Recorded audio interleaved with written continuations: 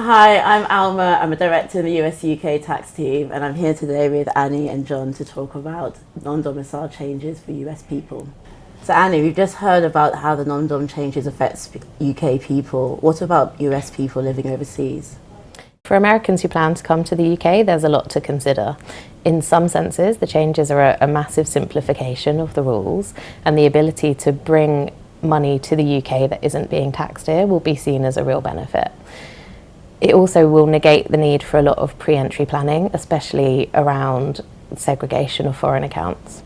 Americans who do have certain types of assets, and LLCs, S Corps and trusts spring to mind, will still need to speak to us before they arrive, because we'll need to think carefully about the UK taxation and the remittance of funds from those investments. So that 4-year period is really attractive, isn't it, for people that are coming to the UK, particularly from America. We don't have to worry too much in the way that we've done historically about restructuring assets and things before they become UK tax resident. So we've now got a nice 4-year period where we can think about that, and they can almost dip their toe in the water and see if they like the UK, whilst at the same time being able to bring money freely here. And I guess that was one of the policy incentives behind it, right? But we are losing 3 years when we think about the current 7-year period non-domiciled individuals have, where they can claim the remittance basis. They would still pay UK tax if they bring money to the UK during that period. So there's a quid pro quo, isn't there? Yeah, definitely. It really benefits the people, as you say, John, who aren't sure on the UK, or perhaps have maybe arrived before they've done any planning.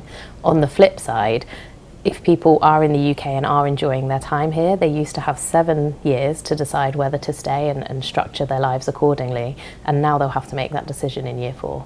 So John, what about Americans already in the UK? How do the non-dom changes affect them? Well, really we have 2 different categories of people. We have Americans that will not have been here for 4 years when we get to April 2025, and we have Americans that will have been here for longer than 4 years. So let's focus on that latter category. There are a few beneficial transitionary arrangements that Americans can benefit from.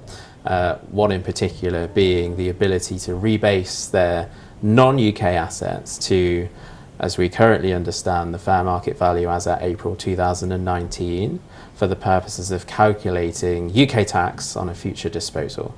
So broadly that will apply to individuals that have previously claimed the remittance basis. Again, we don't have legislation, so we're working in the dark a little bit with some of this type of stuff.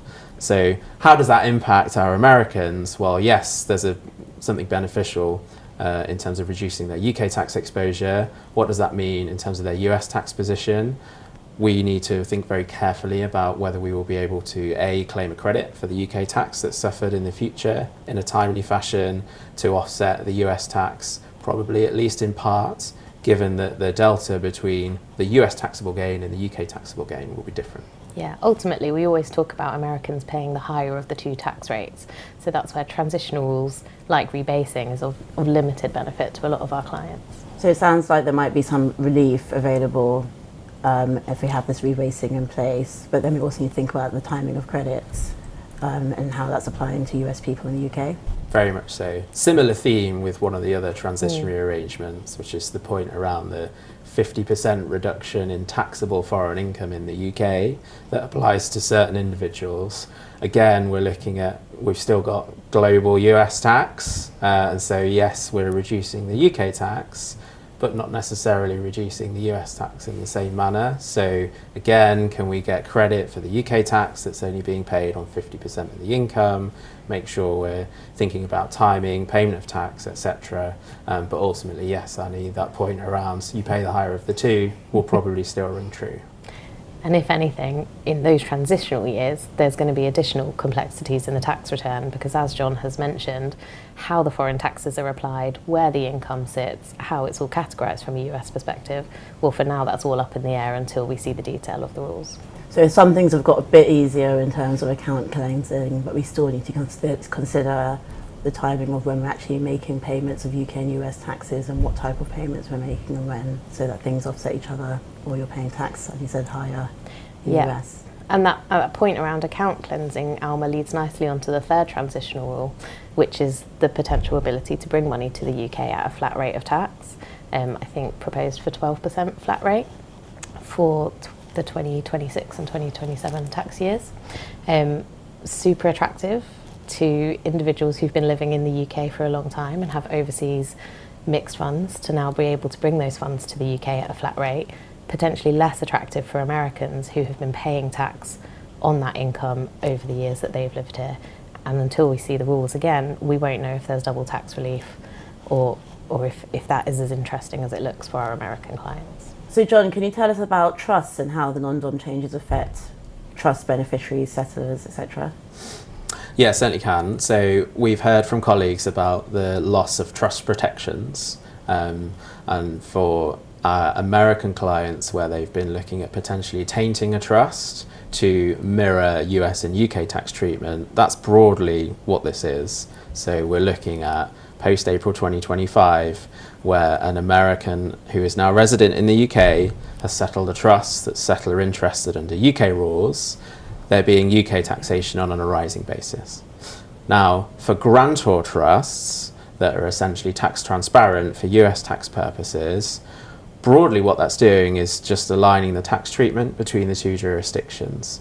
The US-UK tax treaty very clearly provides relief for double tax in a grantor trust scenario. So the initial view is actually that we're fairly relaxed about the potential impact there. And we think that broadly, notwithstanding there's some nuances around income and types of assets in trust structures, where we have a UK resident American settlor of a US trust that's a grantor trust for US tax purposes, yes, we might now be walking into UK tax on income and gains of the trust as they arise, post-April 2025, assuming the individual's been in the UK for 4 years. Actually, we're probably in that place we talked about earlier where we're just paying the higher of the two. And John, some of our clients take steps to create foreign non-grantor trusts. How will the trust protection changes affect those? Yeah, so non-grantor trusts are slightly trickier, and there are some limited circumstances where we perhaps need to be worried, and ultimately that's driving us down a thought process. Well, actually, we need to be a lot more aware of all trust structures in a client's world where they are coming to living in the UK. The potential for double tax in a non-grantor trust scenario is always higher because we don't necessarily have that same relief that's spelled out under the treaty as we do for grantor trusts. But we really need to think really carefully about trusts that Americans have settled. If they are then coming to the UK and they're staying here for longer than 4 years, that might be caught by this new regime. Because typically grantor trusts or foreign non-grantor trusts might not be in the scope of what we see if they were, for example, settled quite a long time ago and only funded with US assets. Yeah, completely right. So you might have an American that takes some really great domestic planning, funds a trust, 10, 15 years time, comes to the UK. That might not be immediately on our radar in terms of needing to worry about that or be cognizant about that. So it sounds going forward, we definitely are going to need to think about that carefully. So you've just been focusing on income tax for US people. What about inheritance tax? Are there any changes to the non-dom regime there?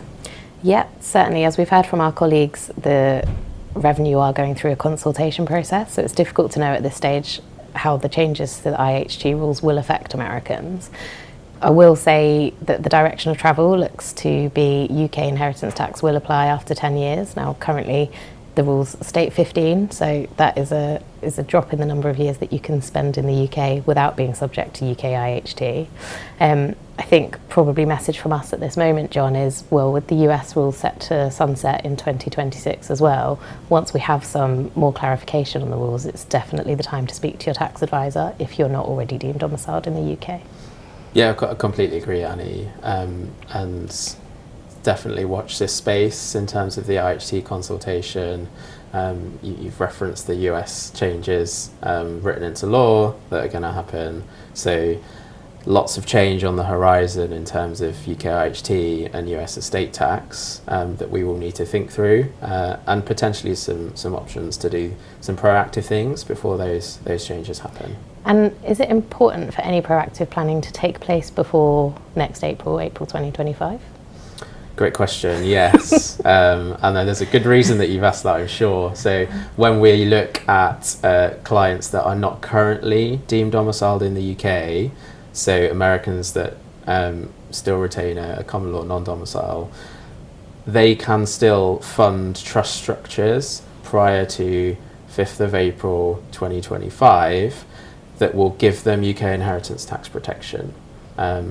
Which will still apply to structures that have been funded already. So that's a really fantastic little nugget that we can lean into when we're thinking about clients, we're thinking about planning with trust structures that are particularly concerned about inheritance tax protection. Yes. Thank you, Annie and John. Sounds like there's a lot to consider. What might work for a UK individual may not work for a US connected individual living in the UK. The non-dom changes from 6th of April 2025 may affect people differently, so it's best to have a discussion with a US UK tax advisor to see how the changes affect you.